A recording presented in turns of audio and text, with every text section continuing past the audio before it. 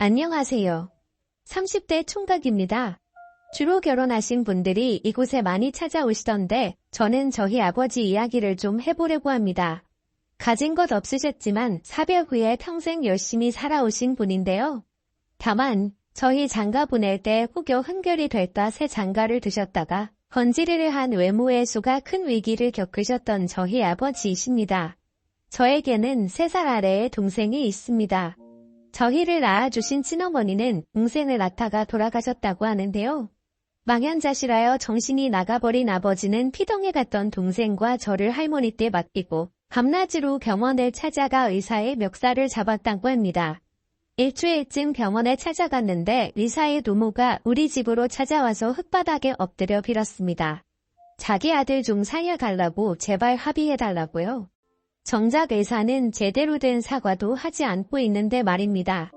좋은 옷과 좋은 가방을 걸친 의사 엄마가 와서 흙바닥에 떼굴떼굴 부르면서 우리 아버지 발목을 잡고 제발 합의를 해달라고 몇 천을 추더래요. 처음에는 돈 필요 없고 병원 문을 닫게 할 거다 소리를 질렀는데 우리 할머니가 어린 저와 갓 태어난 동생을 안고 달려가서 애새끼들 다 굶어 죽게 생겼으니 일단 그거라도 받자고 했답니다. 그 당시 찢어지게 가난한 형편이라 저는 빈혈이 와서 입이 항상 헐게 마르고 기쩍 말라 있었다고 하더라고요. 집안 형편이 그랬으니 신성하는 오죽할까요? 결국 아버지는 그 돈을 받고 그 뒤로 분유와 기저귀 그리고 저한테 먹일 소고기를 사들고 돌아왔다고 합니다. 전 3살 때라 기억이 잘 안 나는데요. 제가 고기를 먹고는 너무 좋아서 울었다고 하더라고요. 맛있어서 너무 맛있다고 그 어린 제가 소리 없이 눈물을 줄줄 흘렸다고 합니다. 할머니는 그렇게 말씀하시지만 어쩌면 엄마가 죽었다는 사실을 돌아오지 않는다는 사실을 어렴풋이 느끼고 울었을 겁니다. 엄마의 얼굴도 감감할 정도로 기억이 잘 나지 않지만 엄마가 자기 전에 이마에 입 맞춰주시던 기억 포근하게 엄마 품에 안겨있던 기억은 지금도 감각으로 남아있거든요. 전 할머니 그리고 아버지 동생과 달동네에서도 제일 높은 집에서 살았습니다.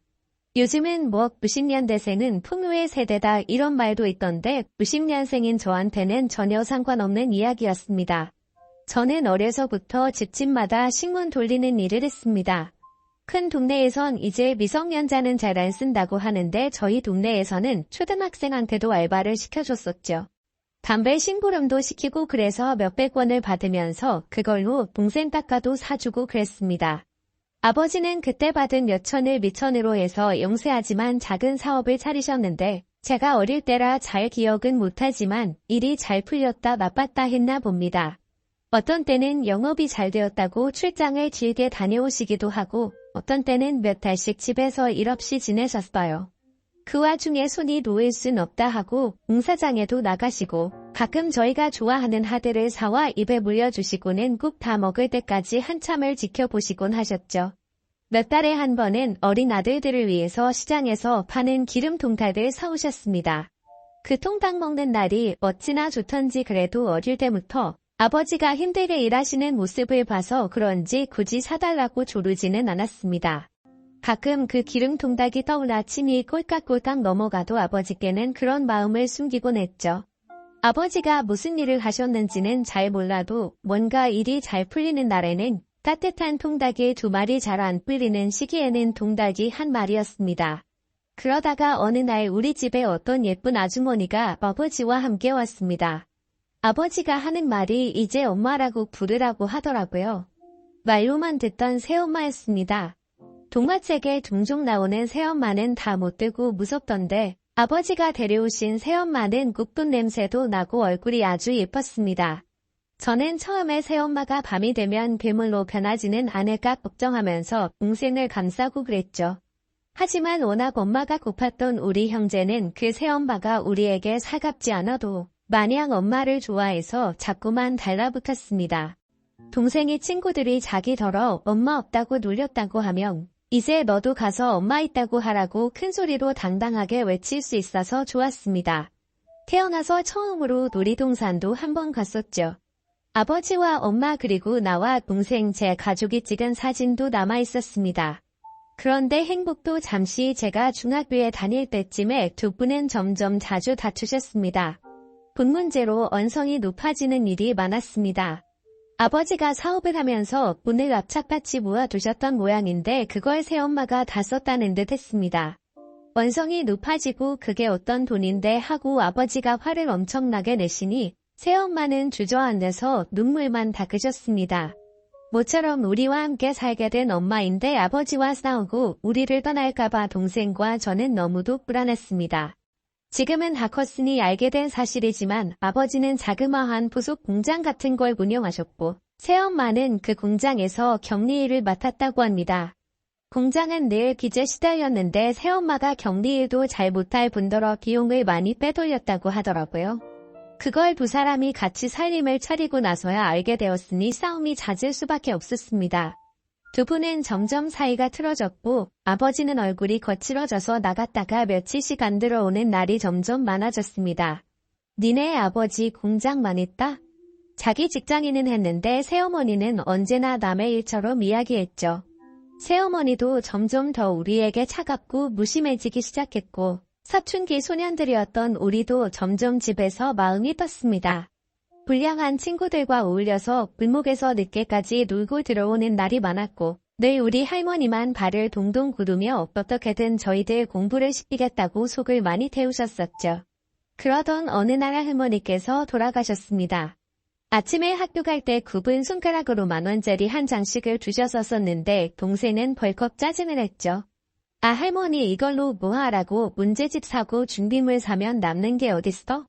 할머니는 슬픈 눈으로 우리를 보면서 할미가 이건 남을 팔고 옥수수 팔아 버는 푼돈인데 미안하다라고만 하셨습니다.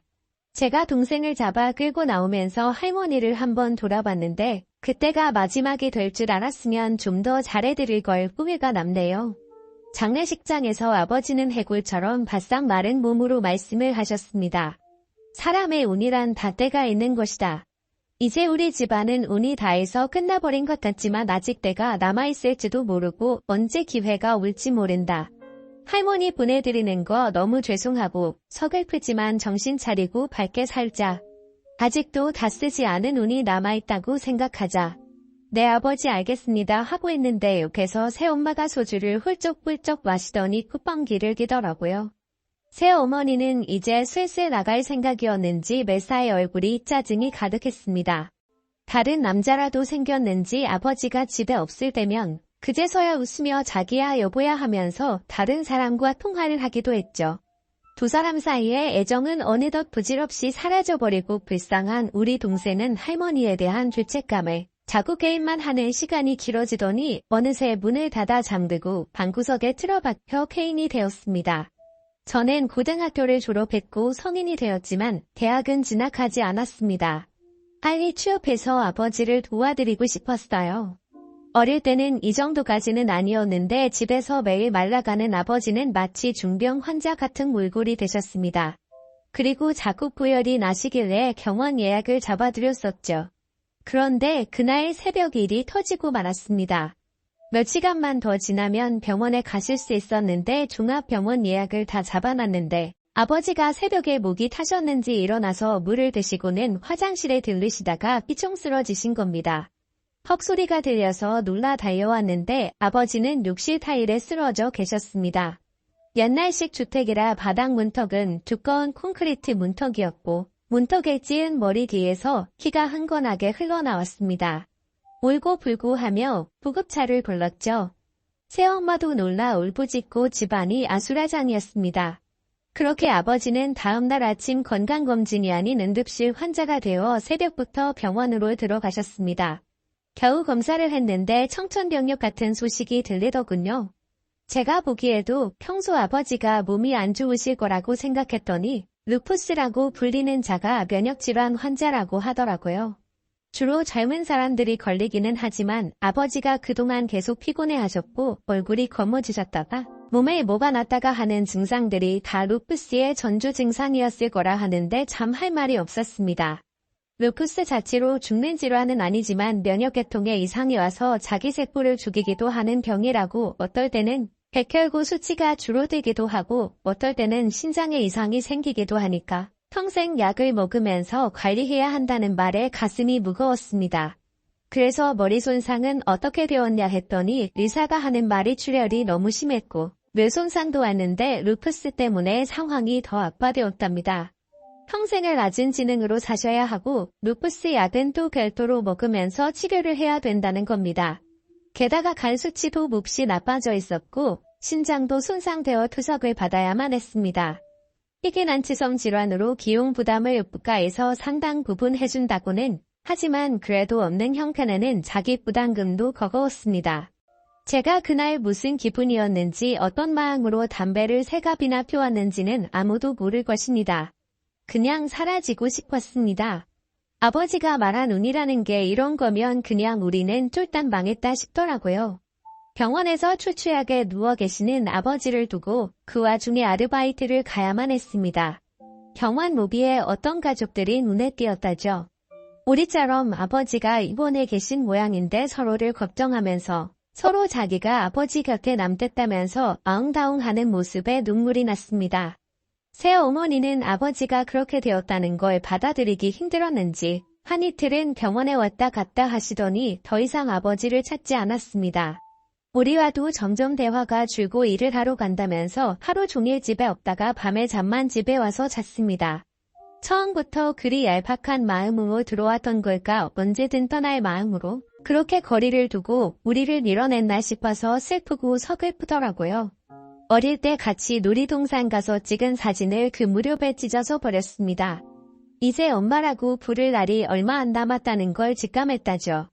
동생은 방에 틀어박힌 지 너무 오래된 중증 우울증의 사회성 부족이고 유일하게 아버지를 정성적으로 보살피고 케어할 수 있는 건 나인데 나치간의 아버지를 혼자 병원에 두고 나오려니 발이 참 안 떨어지더라고요.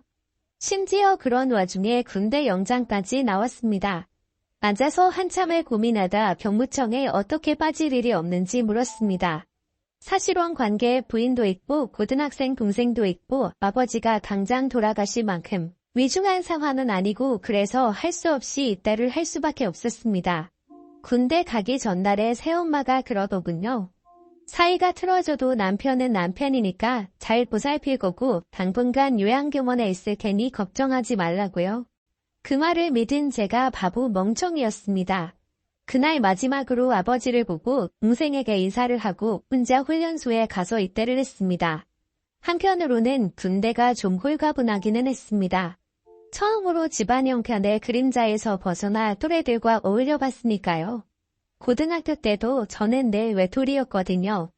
군대 생활에 몰입하면 시간이 좀 빨리 가겠지 싶어서 뭐든 열심히 해서 레이스 소리도 많이 들었습니다. 자대 배치 후 첫 휴가를 나왔는데 할 수만 있다면 최대한 빨리 집으로 가고 싶더군요. 나와서 바로 집에 전화를 걸었는데 새엄마도 동생도 전화를 받지 않았습니다. 아버지가 계시다는 요양병원을 가장 먼저 찾아갔습니다. 김철수 환자 어디 있냐고 병원에 물었더니 없다고 하더라고요. 배우자가 퇴원 수석을 밟았다는데 제가 입대하고 정확히 일주일 후였더군요. 아버지가 어느 병원으로 옮겨졌는지 알려달라고 했더니 자택으로 돌아갔다고 합니다. 그 말을 듣고 저는 황급히 한 걸음에 달려서 집으로 돌아왔습니다. 그런데 아버지도 동생도 사는 흔적이 없고 아무도 없더라고요. 일단 기다려보기로 했습니다. 동생이 쓰던 족방에 누웠다가 잠시 잠이 들었는데 밖에서 뭔가 인기척이 들려서 금방 깼습니다. 새엄마가 웬 외국인 남자와 함께 들어오더군요. 아버지 없다고 이제 마음대로 불륜 상대를 드리는 건가 싶어 잠시 귀를 기울였습니다. 아버지는 요양병원에 안 계시던데요. 동생은요. 험상구 때 따지는 저를 보더니 새어머니는 잔뜩 당황해서는 아니 이 집에서 다 나갔다고 이제 같이 안 사니까 따로 전화해서 잤던가 해. 그리고 이제 엄마라고 부르지 말고 하더라고요. 이 집은 어떻게 된 건데요?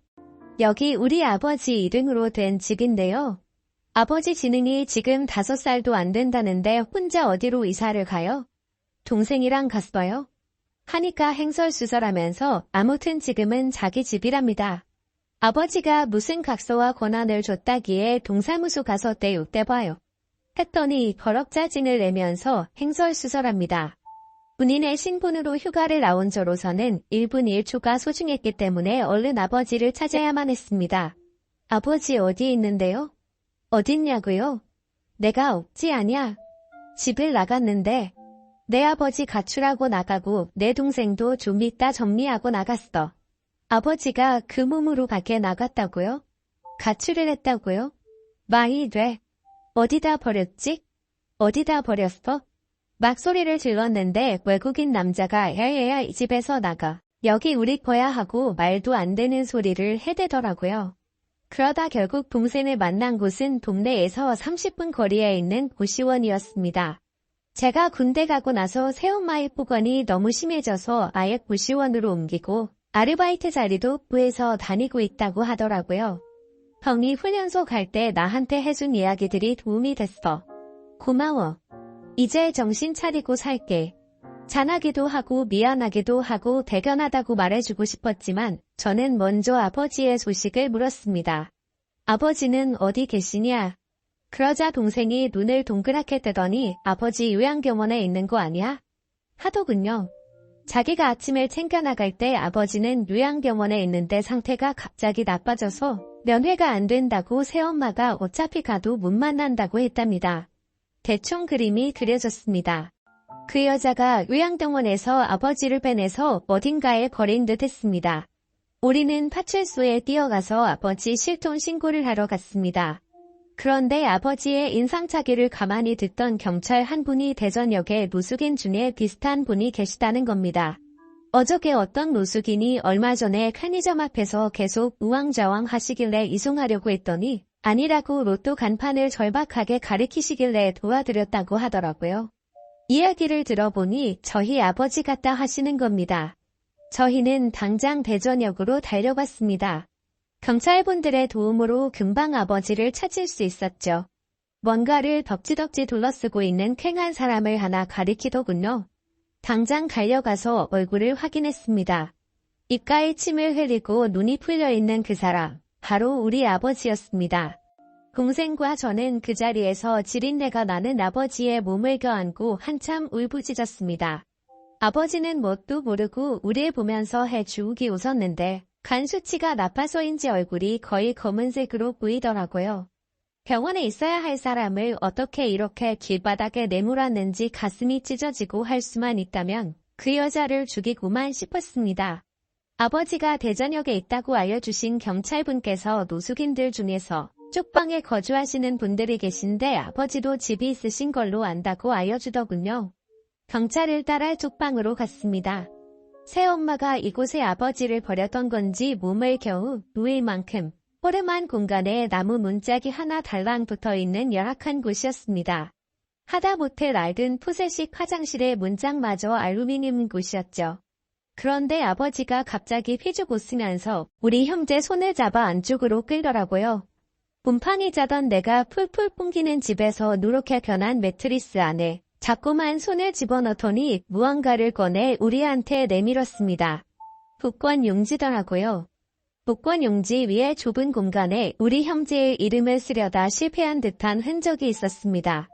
희미했지만 초성이 보이더라고요. 우리를 보며 그 종이를 꼭 쥐어주는 아버지 때문에 또 울었습니다. 그날 아버지는 바로 다시 병원에 모셨습니다. 병원에서 그러는데 간과 신장에 심각한 합병증이 왔다고 하더군요. 깨끗이 씻고 면도와 이발도 하고 깨끗한 옷으로 한복시켜드리고는 아버지를 보는데 동생이 똥 무너져 내렸습니다. 형 이게 다 내 탓인 것 같아. 할머니도 그렇고 아버지도 그렇고 난 왜 제대로 하는 게 없을까? 동생에게 전에 할머니가 돌아가셨을 때 아버지가 해주셨던 말씀을 다시 해줬습니다. 사람마다 운이 정해져 있는데 그 운이 언제 올지는 아무도 모른다고 우리 운은 아직 멀었을지도 몰라. 라고 말하면서도 참 험한하고 이런 이야기밖에 해줄 수 없는 내가 그저 비참하기만 했습니다. 아버지도 그런 마음으로 어린 저에게 운이 어쩌고 하셨을까 싶더라고요. 동생은 아버지 곁에 남고 저는 변호사를 찾아 새엄마를 유기 혐의로 고소하려고 한다고 이것저것 상담을 했습니다.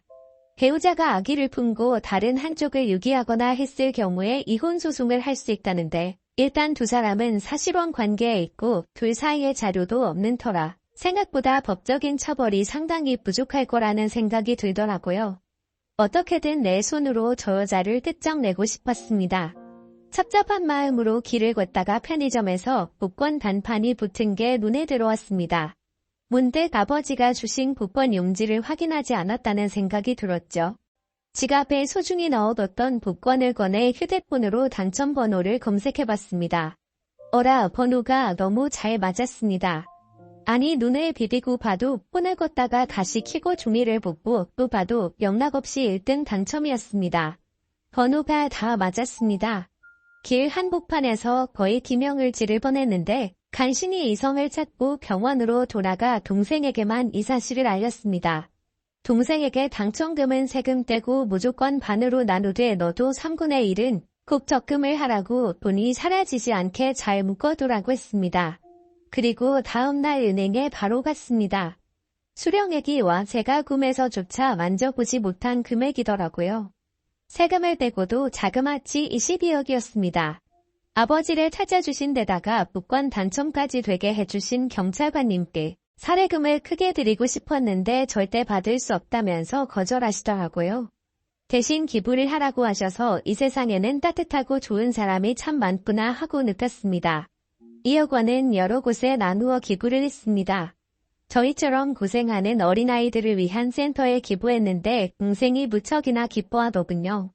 마음의 빚을 치우는 느낌이라고 동생과 10억씩 나누고 동생도 저도 상당 금액은 예금으로 묶었습니다. 다만 저는 할 일이 더 남아 있었습니다. 흥신소에서 가장 비싼 단가를 불러 사람을 샀습니다. 새엄마의 모든 것을 탈탈 털었습니다. 새엄마가 푹 빠져있는 외국인은 불법 체류자더군요. 걔는 신고해서 보내버렸습니다. 아주 둘이 죽고 못 살 정도의 사이인 듯 했는데 강제 추방당했으니 삶의 낙이 없어졌죠. 그럼에도 우리가 아버지 명의로 살던 집을 차고 앉아 자꾸만 안 나가기에 그냥 증축해버리기로 하고 그 여자는 바로 내쫓아버렸습니다. 무단침 입으로 경찰 부르겠다고 했더니 사실혼이고 자기가 뭐 새엄마니 어쩌니 하길래 변호사 사무실에서 도움을 받아 배우자의 악의적 유기 어쩌고 하는 걱정을 들이댔더니 바로 꼬리를 내리고 도망을 치더라고요. 정말 제가 생각해도 지독하게 쫓아다녔습니다. 저는 사치하는 사람이 아닙니다만 최고급 외제 차량 한 대 뽑아서 아침마다 그 여자가 사는 구시태를 앞으로 찾아갔죠. 나중에는 아예 알바생을 하나 뽑아서 커다란 패널에 남편 병 들고 운 없다고 버린 여자 김땡땡이라고 써서 하루도 안 빠지고 들고 있게 됐습니다. 그렇게 죽을 듯 살 듯 쫓아다니니 일을 구해도 금방 잘리고 일이 잘 풀릴 리가 없었죠. 결국 저를 찾아와서 싹싹 빌더라고요.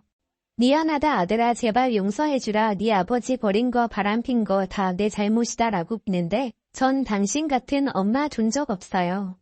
엄마라고 부르지 말라면서요. 이제 인생의 원수가 되었는데 제가 어떻게 오는 낯으로 용서해요?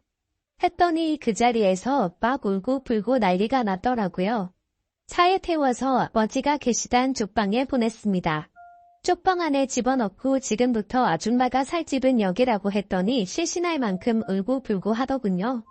여기서 딱 한 달 살고 나면 더 이상 쫓아다니지 않겠다고 했더니 알겠다고 했죠.